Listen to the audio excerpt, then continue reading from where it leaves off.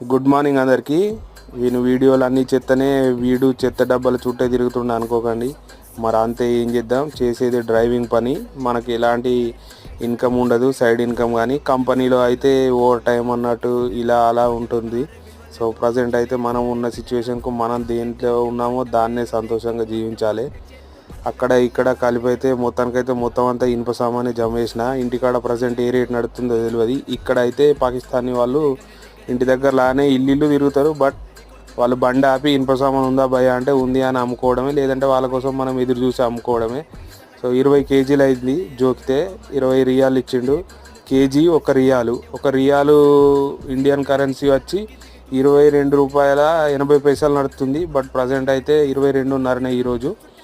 So మొత్తానికైతే 20 రియాలు పొద్దున్నే సంపాదించిన. ఈ 20 రియాలు జాగ్రత్తగా ఖర్చు పెట్టుకోవాలి. వీడియో నచ్చితే లైక్ చేయండి, షేర్ చేయండి, సబ్స్క్రైబ్.